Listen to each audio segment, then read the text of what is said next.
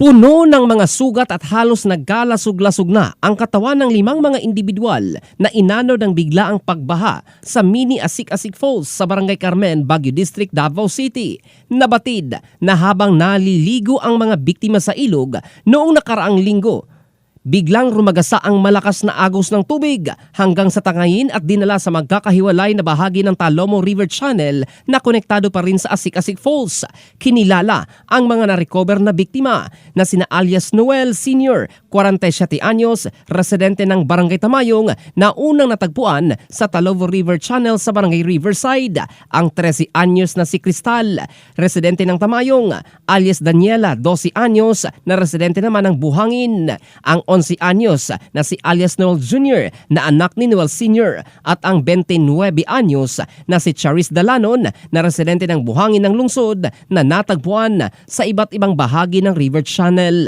Isa-isang kinilala ng mga kaanak ang mga labi ng mga biktima sa tulong ng mga police stations 9, 10 at 11. Pinakahuling na-recover ang bangkay ng isang Mark Anthony Borinaga na nakita sa bahagi ng Barangay Mintal Miyerkules ng hapon, Setyembre 17. Si Borinaga ay kinakasama ng biktimang si Charis Dalanon.